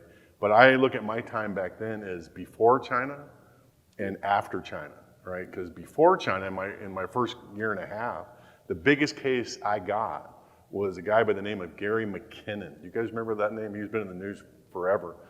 He was a British hacker. He was all over the Army networks. He owned everything. He owned Army, he owned the Air Force, he owned the Navy. We couldn't get him out. His motivation was he was convinced that there was evidence that aliens really existed, And if he could just hack the right server, he could find it. We were all kind of hoping he'd find it and let us all know. Right? Okay. So we organized this big task force, and it was law enforcement around the world, a bunch of military people around the world. The British police knocked his door down, arrested him, and he was out on bail the next day, and he's been fighting extradition charges with the U.S. ever since. I just saw an article last month that he's still fighting extradition charges. So that was before China. Right, and about midway through my tenure at the Army CERT, Titan Rain happened. Have you guys heard that code name before? Titan Rain's the code name that the Department of Defense used back then to represent anything that China was doing against Department of Defense networks, right? And I thought Gary McKinnon was all over us. China was all over us, okay, with sophisticated stuff that we had never seen before. And for me, that changed the game. All right, that was completely different from what we were doing, chasing little cyber criminals who were looking for aliens, and now a organized cyber espionage campaign that was massive in scale. And you got to deal with it later on in your career, right? So dealing with all the Chinese stuff. You got any stories you want to tell about how organized they are? Well, they're organized and relentless. Relentless is a good word. And they have a large capability and a lot that they could throw at networks and at organizations like all of yours in the room. And that capability is only going to get stronger, in my opinion, because they're training people to a level that we need to take notice of and think about how are we going to train up our students, our young generation, to really provide that capability, because the cyber war is only getting closer and closer as it creeps up, especially as we see them hacking the critical infrastructure. Well, let's talk about that, Ambassador, because we were mentioning it at dinner last night, right? In fact, in the book I mentioned from the canon, The Perfect Weapon, he calls it low-level cyber conflict, because we never cross the line where we have to actually go to physical war, right? And when it started back in the 80s, the line was here, right? But now it's 2024, the line has been moved several times about what they've done, both from the US side and from the Chinese side and from the Russian side. So the question then is, what constitutes an act of war in cyberspace? This is a question that we've been dealing with for 20 years. I wonder if you got an answer for that. Yeah, I wish I had a great answer for that, but I don't. But I would just give you an analogy that we use when we think about physical war, which is boiling the frog. That you get used to a certain level of violence, physical violence, and you get used to it, and you get used to it as it goes up and up and up. And the frog is getting boiled and boiled and boiled, and then all of a sudden it's too late because the frog is dead. And so as the Chinese or the Russians or other threats out there are probing and testing us, we need to be ready. And I don't really have an answer on the cyber front at all. I mean, the great thing for me is I'm learning a whole lot today. We told you at dinner last night, we don't really know what we're talking about either, right? So. Yeah, but I know less. So, not to scare you all, so it's super interesting. But I think that we need to be ready.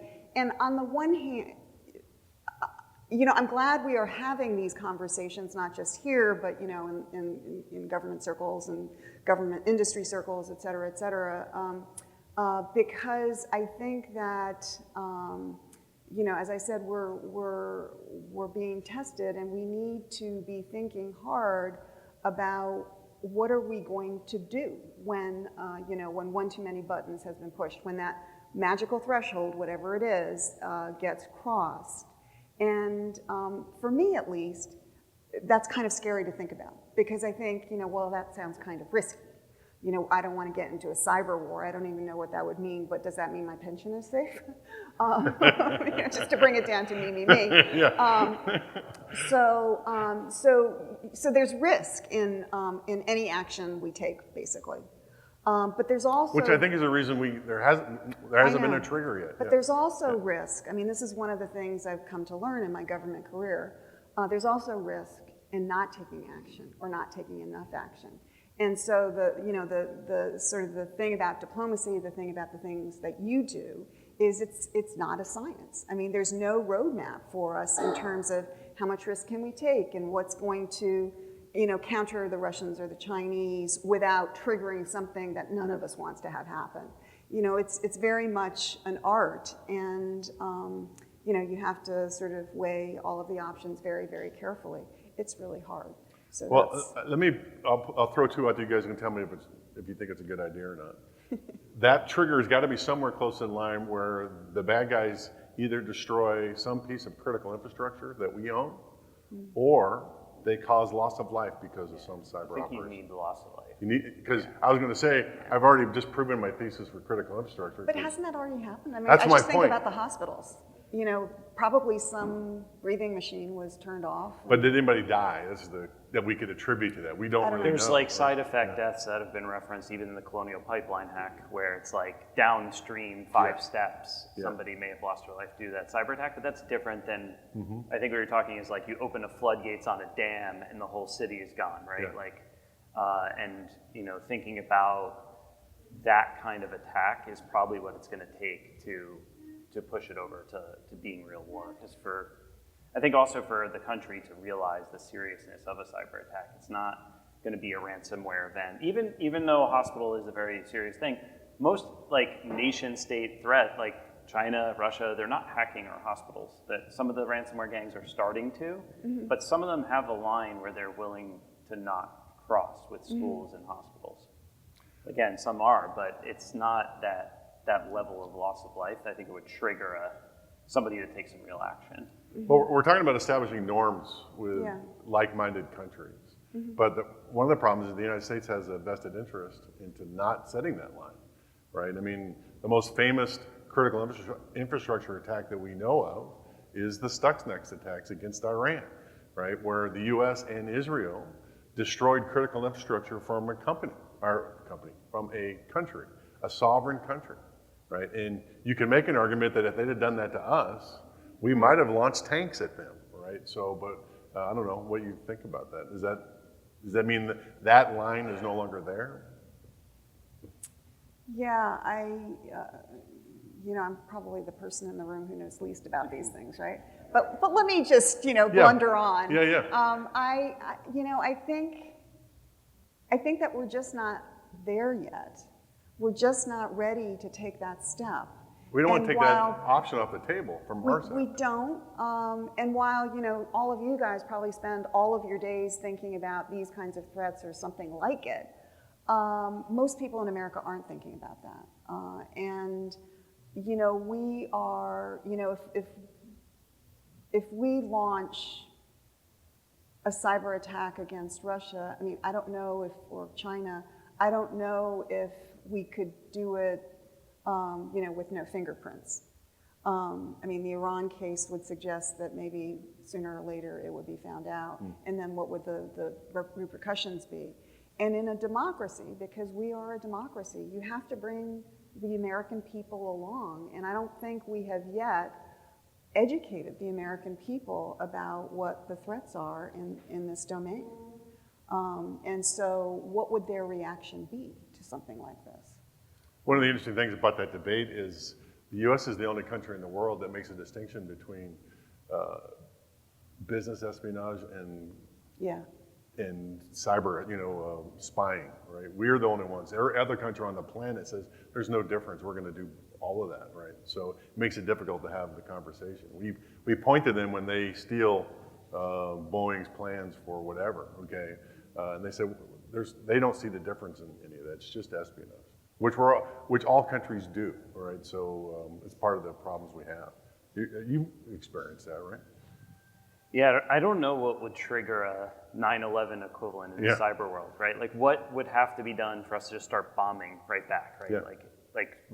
What would cause a response of a cyber attack with a physical attack? That's never happened, right? Yeah. Well, and I guess the question I have is, would a cyber attack, would the action be a physical attack, or would it be a cyber attack back? No, it doesn't. Yeah, that's a great question. It doesn't have to just be a cyber attack back. Yeah. Mm-hmm. Yeah. I mean, yeah. Well, I think if they blew up the oil pipeline in Colonial, what would have happened? Oh yeah. Right? It would have been a lot different than Pumps, let's say there was no loss of life. They just blew it up and oil was out at the pumps. Americans noticed that. There would have been maybe more in turn, but the difference is no different. The pumps are still out. We can recover, rebuild. But I think there would have been military action. Well, we were talking about that. There's something over the line.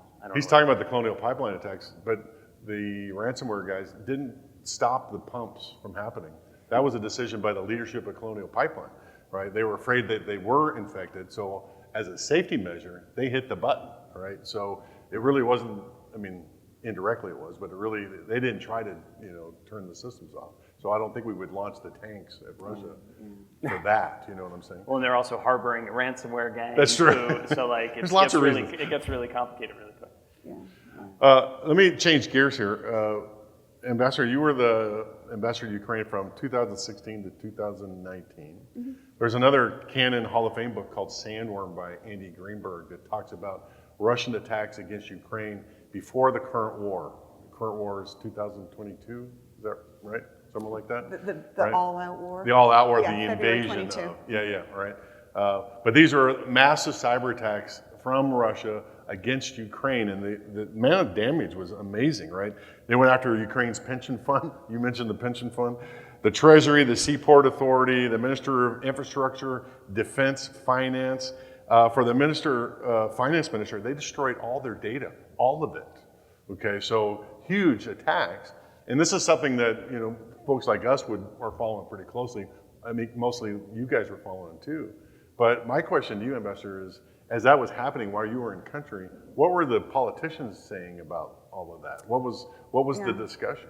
Yeah, so you can imagine that first and foremost, they were trying to, it was hard to keep quiet, especially the really big one, the NotPetya in 2017, right? In 2017, because that not only affected, big companies like Maersk and other international companies and companies in big companies, especially in the seaport of Odessa, but where I was living in Kyiv, in the capital, it affected the banking sector, it affected, the local store I went to, it affected restaurants. I mean, for a long, long time, you could only use cash because I'm not exactly sure of the technical reason why, but It was broke. That's the technical reason.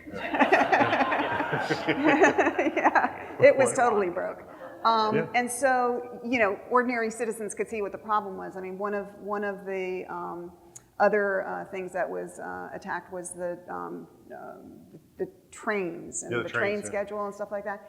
In Kyiv, everybody uses the trains all the time, including, just for commuting, but also for if you want to go anywhere, you don't take a plane, you take a train.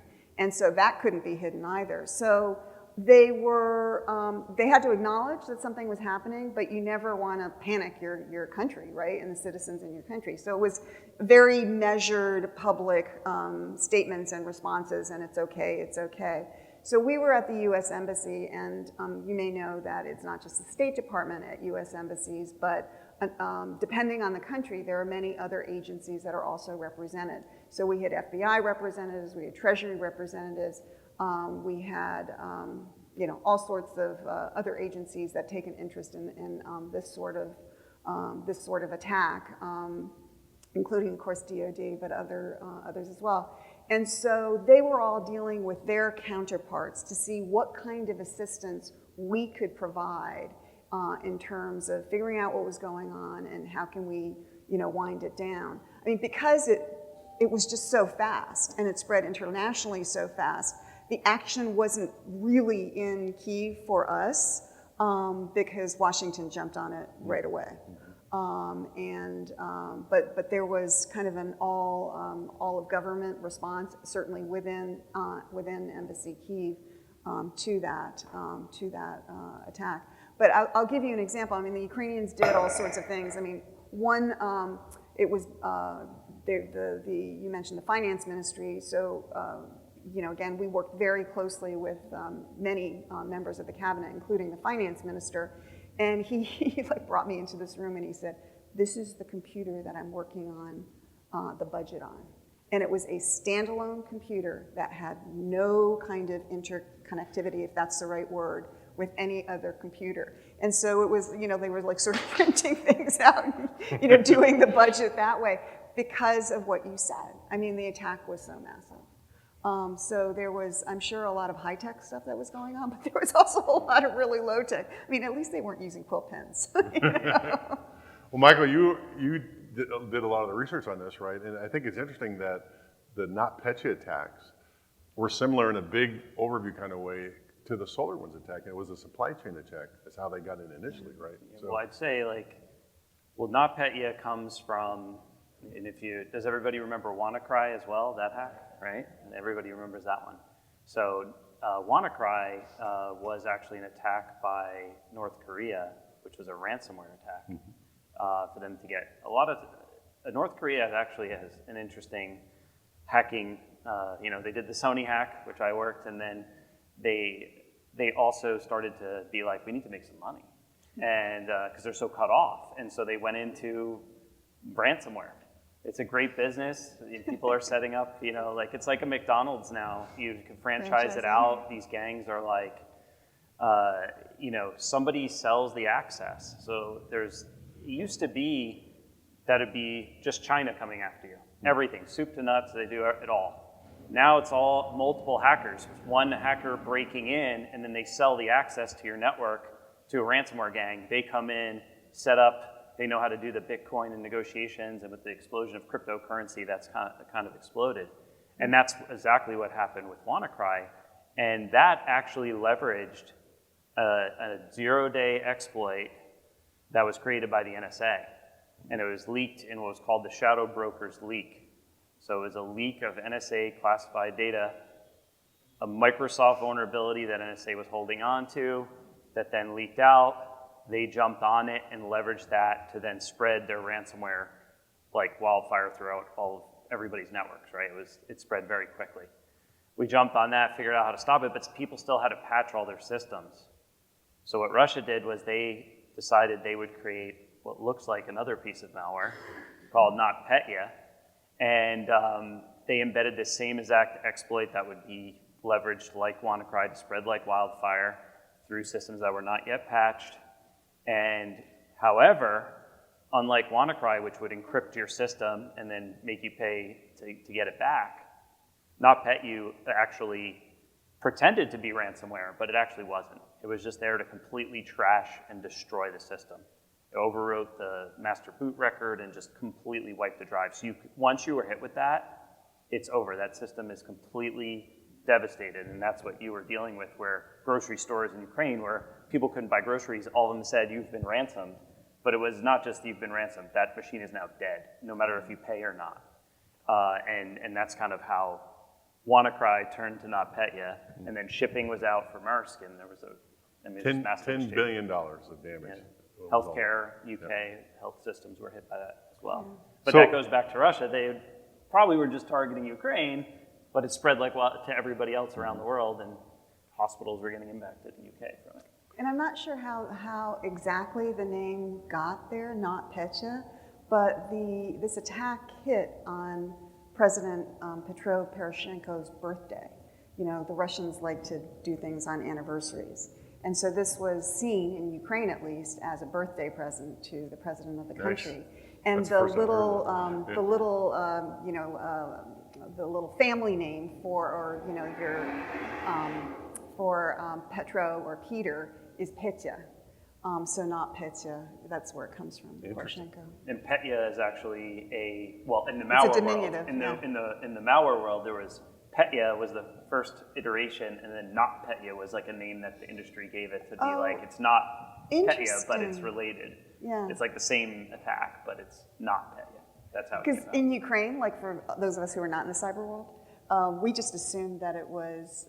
I like that story better. not I'm using Petya. that one. Not Not that the one. No, Ukraine. the Yeah, origin you heard of the it here name Petya is first. probably where it came from, though. That's Yeah. probably, that must be, I didn't know that. That's pretty Yeah. cool. So I have to wrap this up. We're at the end. We could talk about this forever, but can I just give you you had a minute Twitter line to say, we talked about a lot of scary things here. Yeah. What's the takeaway, Ambassador, for you, from your point What of the view? takeaway is I guess where I started, which is that we are at a hinge moment in history. There are a lot of threats out there. There are a lot of challenges, and we need to be on top of it. We need to figure out, how to go forward so that our interests and our values are taken into account. And like I said before, there's no roadmap for how to do this, whether it's on the cyber front or the diplomatic front or the military front. But the other part of this is there are a lot of opportunities out there as well. And so it really matters that we get this right, and I think we can. Michael?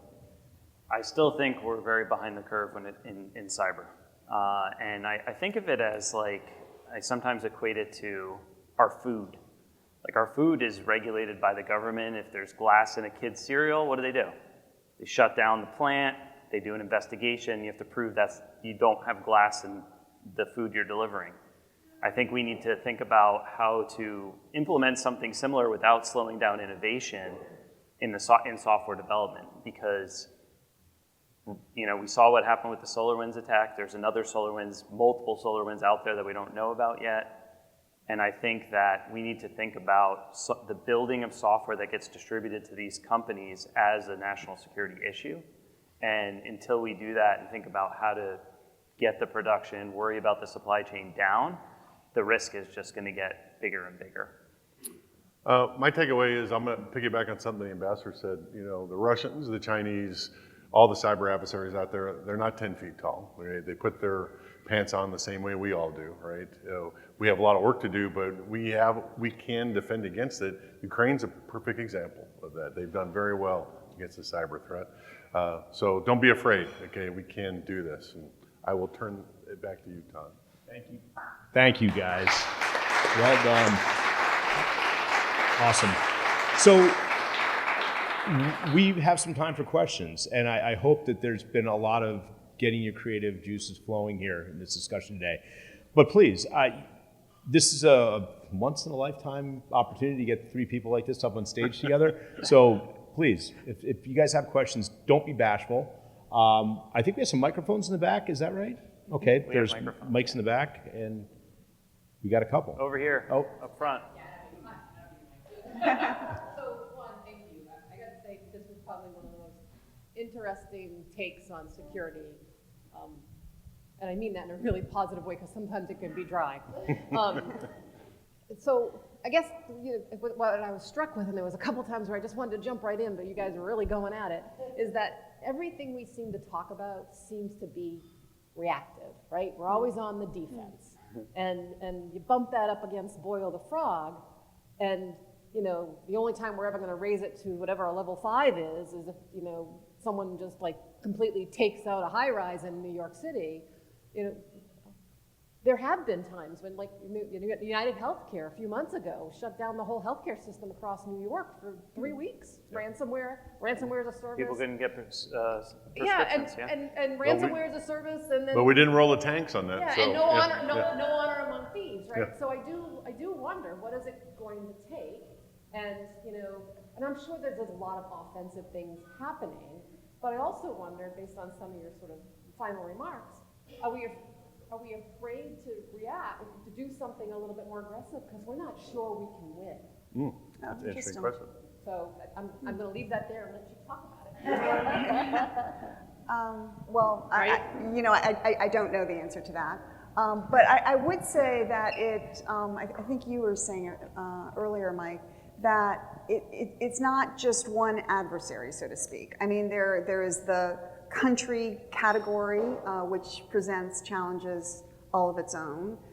There are the criminals, who are doing ransomware, and then you noted the mixed, the mix and match groups of, sometimes the criminals are independent actors, sometimes they're hired by governments, sometimes it's more fluid than that, and then just the crazy people that you mentioned, like the guy from the UK. And soon maybe AI soon too, right? No, Okay, now is the time for me to hide my head under a pillow and not get up in the morning. So I'm sure there are other categories as well, and so I don't know that you know, for criminals, I mean, we obviously wouldn't like bring the tanks out against criminals, right? I don't know. I would. Okay, so we have. Special ops. Yeah. Yes. Yeah. So I just think we would look at, the solutions might be different, you know, for different kinds of attacks, but also given what the categories are. But you might have a better You got something there, answer Mike? than this. Yeah, I mean, so can win against what, I guess is the question, right? Like it's one of those things where it's like, if it's one-on-one, if it's a group, and that's where it gets kind of scary as to how things evolve in the world with everything that's happening, not just Ukraine, there's a lot happening. And if certain entities come together, it is kind of scary. And the fact that we don't treat every single person's defense as a national security issue comes down to your exact point is, what is the proactive security requirements that everybody has on their plate? We do have some great standards out there that we've put in place, but we're still not at a place of like, what is somebody's you know, report card of how they're operating? Are they in the right place and do they need help because they're a hospital, school, or somebody who's for prescriptions with, like you mentioned? I think that we don't have this like basic hygiene concept that's universally thought about when it comes to proactive security. But and we see the same problem in just medicine in general, right? Where people don't do proactive things, they wait until it's broken. And I've been doing incident response for most of my career, so again, I'm coming in, it's reactive. For my entire career in consulting, I've offered proactive services. It's way cheaper than reactive services. It's significant, it's a fraction of the cost. And if you spent money on that, you'd be safe. But everybody's budgets are crammed. And to spend that money before it's broken, and now there's an entire insurance industry there for you, right? Which was not there 20 years ago. But that's all defensive, right? To answer your question, I got 2 points about that. How many attack campaigns do you think are running on any given day? What do you think it is? Is it big? Hundreds and hundreds, hundreds of thousands? It's about 150, maybe 250. That's about it, right? There's a group called the Minor Attack Framework, people that track cyber espionage groups. They track about 150 groups running campaigns at any given time. They don't really track criminals, but the FBI and Microsoft says there's another 100 campaigns that are being run. So about 250. The problem's not that big. You could track it in a spreadsheet if you wanted to, right? So that's point one. Point two is, in the recent years, Western governments have decided to be more aggressive. They passed laws to give law enforcement and in the US, the NSA and Cyber Command to go after criminal infrastructure, which they've been doing, but they don't talk about it too much, right? Which you can see why, right? But we call that unleashing the hounds, right? And the whole idea is to cause friction with those groups, cause them pain. They're not gonna make them go away. They reconstitute and regroup, but that's okay, right? Just make them spend more time and more money keeping that up, and I think we could kind of reduce the risk to everything. So I'm glad that we've got to this point in the industry, right? And I'd like to see more of it. I would just add one other point, that I'm sure there are some people in this audience that, and maybe you do too, have active security clearances. I don't. And so, I don't know what's happening in this, that is classified, but. I find that since I don't have a clearance, it's easy to make stuff up, okay? So I'm not gonna make anything up. Not gonna make anything up, but what I would say, I assume that some things are happening that we don't know about. Yeah. Yes, sir. I have a comment. So I read that document a few months ago, and it opened up whole new vista of thinking for me. And right now, I'm reading another book by another New York Times reporter called "This Is How They Tell Me the World Ends." Yeah. Hall of Fame, Hall of Fame books 2 years ago. Okay. Yep. So the point is, both of those books, I'll just mention one thing. The USA probably has the greatest offensive cyber capability among all countries, and we don't hear about it. We hear about it when we get hit, United and Colonial, and all those attacks happen, we hear about it. We don't hear about the NSA and other three-letter agencies hitting back. The United States banned Huawei equipment and lobbied around the world that those not be used. The CIA actually planted hardware backdoors, according to that book, in the 80s in Huawei equipment. So Yeah. that's there. Yeah, because if I was running the NSA, that's what I would do. All right, I would plant backdoors on all the equipment. Right, that's what the Chinese are doing with the Huawei. Right, so that's his craft. You know, I don't know. What do you think? Yeah. Was there a question? Yeah, I don't know if there was a question to that, or you're just saying why isn't it more prominent? I just wanted to say that. Say it out loud. Yeah, no, it is an interesting observation if you look. Yeah, I think it's an interesting observation if you look at all the top cybersecurity vendors. They'll have APT groups for China and Russia and North Korea. There's no attack group for one country, right? It's pretty obvious. However, Kaspersky software, which is based in Russia and not allowed to be bought by any US government organization anymore, they do track a threat actor and do publish on, I think they call it Equation Group, right? Equation Group. I was trying They to pull call it. it I couldn't get Equation it. Group. Yeah, the U.S. is the Equation Group. And It's they not as call it- sexy as Wicked Spider. Or Yeah, something. yeah, all the, Right. or Cozy Bear, Cozy or Bear, Fuzzy yeah. Penguin, or whatever we call it that day. But they do, and I think that's like an interesting thing I always thought about. I would say that I wouldn't say the U.S. is the best. I think they're in the top tier with the countries we've been talking about. All right, China, Russia, Korea, Iran. We could debate where they fit, but there's a top tier, there's kind of a middle tier, and then everybody else. You know, it seems like we're always on the reactive end of things, and I just wanted to see if you all had any comments or thoughts about the upcoming election and election security. And, you know, I know you touched a little bit on, you know, Russia is going to be busy, but I was just wondering if you all had any comments on the upcoming election. Yeah, in terms of cyber, well, I would say, actually, maybe you guys can handle the cyber part of it. Disinformation, I mean, the Russians, it's not coming, it is here, it is with us.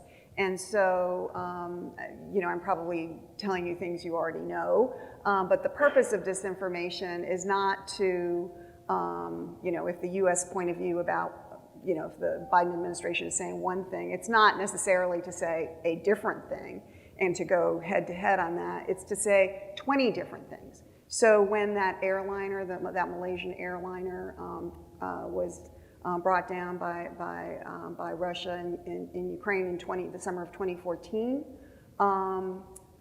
the Russians put out, I think it was 21 different explanations of what it was. You know, it was the CIA, it was the Ukrainians, it was DOD, it was pilot error, it was this, it was that. And the purpose is just to get us so confused and so cynical that there is no truth, that there's no point to actually doing, exercising our critical thinking muscles and figuring out what the truth actually is here. And that they're all the same. You know, the U.S., you know, there was a whole court process that took years, but it is now very, very clear what transpired, and that it was it was a Russian weapon, it was a Russian team that came into Ukrainian territory, shot it down, and then was exfiltrated again. And so, but that took years to establish in a court of law, and in the meantime, there was all this mush. And the same thing is true with, you know, what the Russians, they're finding, are doing now all the time in the US, but especially in advance of our elections. They're finding, you know, points of differences that exist in the United States and just picking at them and making them worse. They're creating, you know, bot farms that go out with 100 different messages. They're creating fake accounts with different messages. And Ukraine is a part of that. So during the whole discussion, and even now, the whole discussion of whether or not we should be supporting Ukraine and all of that money and everything, the Russians were very actively putting out their own, you know, talking points and their own view of things and inserting that not only into the general discussion in the United States, but actually into the halls of Congress. So you actually had a congresswoman talk about how we can't be supporting Ukraine because the ethnic Ukrainian citizens of ethnic origin are not allowed to be taught in Hungarian in Western Ukraine, and therefore we shouldn't be providing them with military support. It was like, really? I mean, that is like such a niche issue, and by the way, the Ukrainians solved that a couple of years ago, and so if you want to be educated in Hungarian in Ukraine, you can be. I don't think here in the US that is possible, but it is possible in Ukraine. You know, you can trace some of these arguments that are being made on that particular issue back back to Russia. And Russia has been extremely effective and continues to be effective, and it will affect our elections. I mean, I know that you probably know better what is being done to try to halt that, and I think that you know, it's very insidious. And the other thing I would say about disinformation is it's something about the way our brains are wired. If you hear the same thing over and over again, you're going to believe it, even if it's proved wrong to you and you agree that it's wrong. The other thing about disinformation is if you hear something, a lie, and then it is corrected and you understand that it is a lie a couple days later, in 6 months, if you're asked about that particular incident, you'll repeat the lie, because that's what was embedded in your brain first. And so it's a really tough problem. And I think it's going to take us years to actually get a handle on it, because it requires education and it requires a real focus on critical thinking. Which is not I'd like to something we do piggyback on right that, now. because this is all about us now, right? Yes, the Russians launch influence operations, but their one goal is to foster chaos. Doesn't matter which side, just foster chaos, right? So if you are engaging in your social media, oh, I got to send that thing out that says that the guy that I hate is really bad, you should probably put the brakes on that, right? And we can, that's the education that you were talking about, Ambassador. Don't send the stuff to Uncle Fred in Facebook, because he probably doesn't need to see it anyway, right? If you're not absolutely sure what the facts are, you should disengage, right?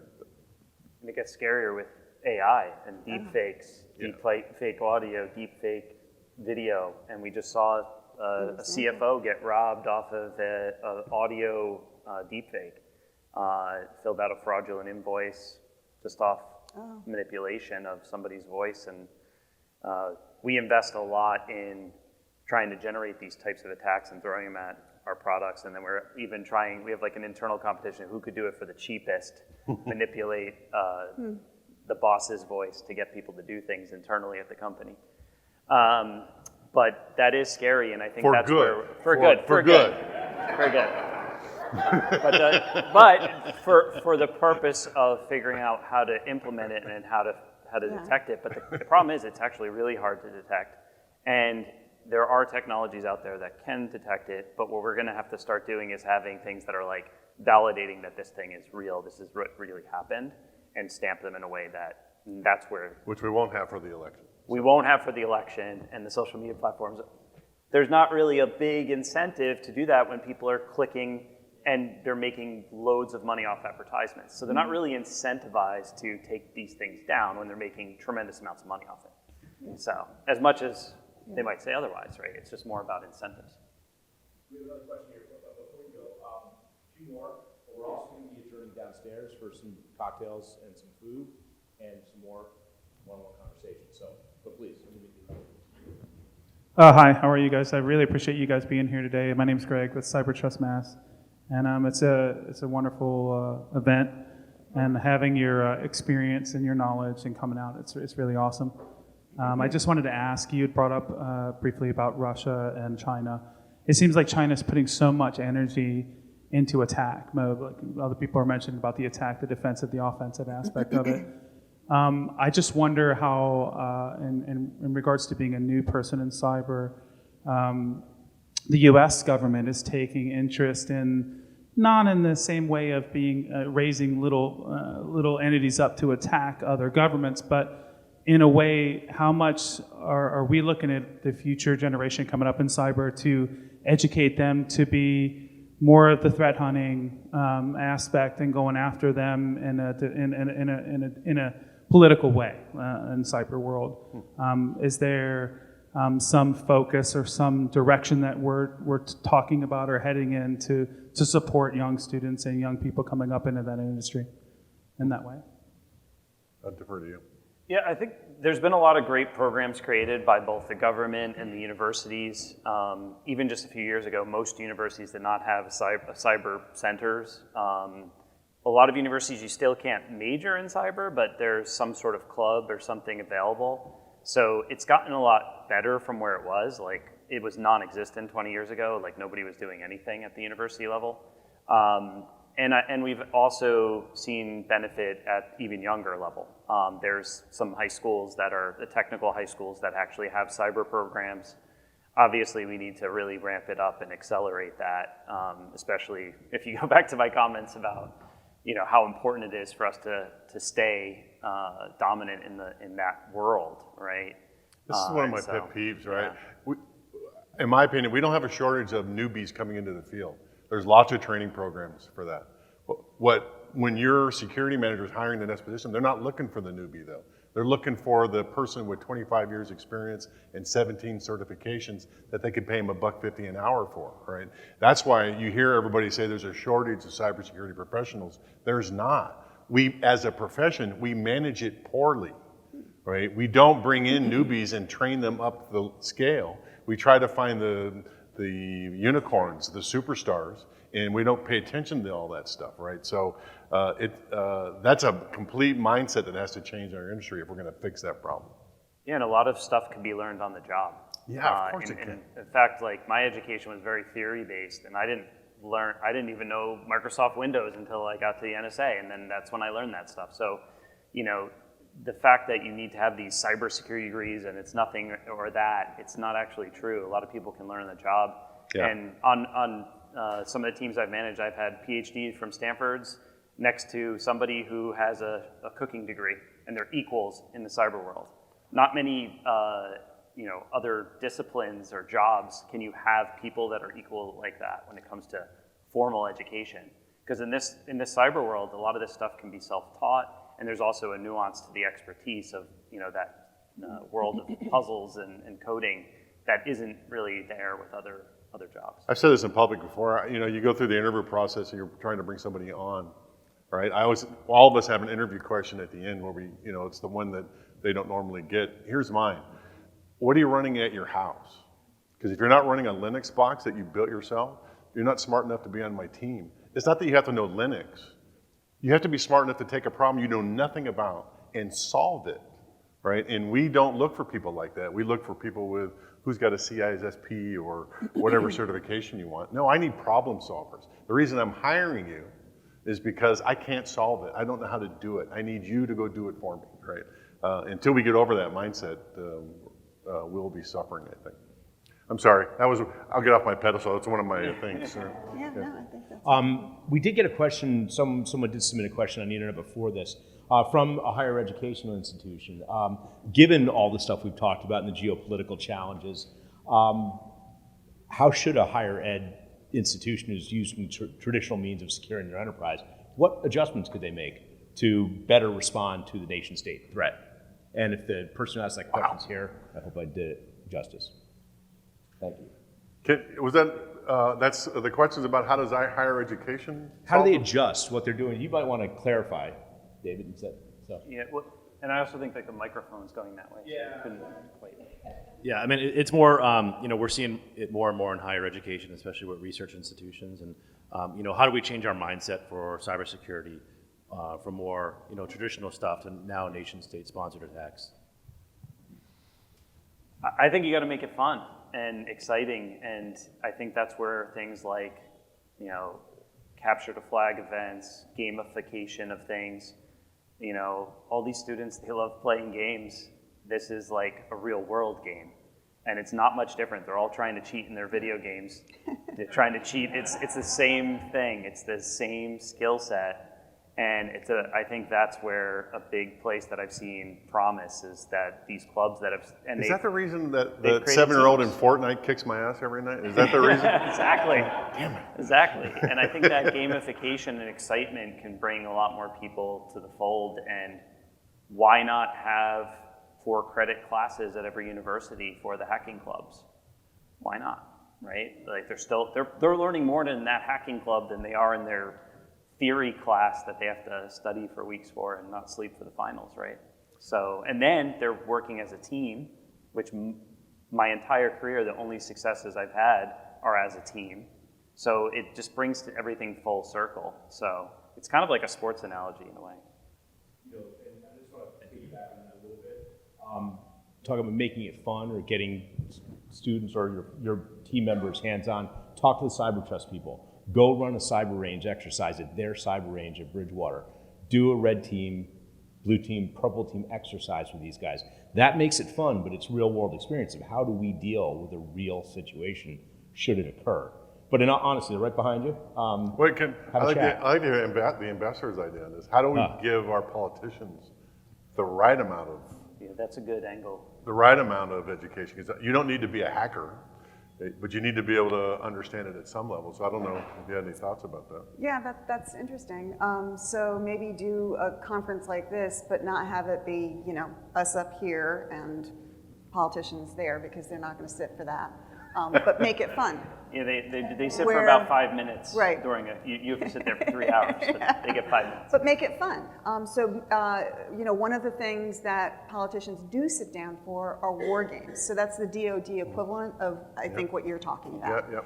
And so how do you get them in that? You would pick something that would be educational of the points that you want to make, but that it's fun for them and different and makes them realize how vulnerable we are, and that they need to put funding or whatever the action is, funding behind it, a law, whatever the right thing is. Good. Great. So guys, I think we're going to thank you guys, first of all.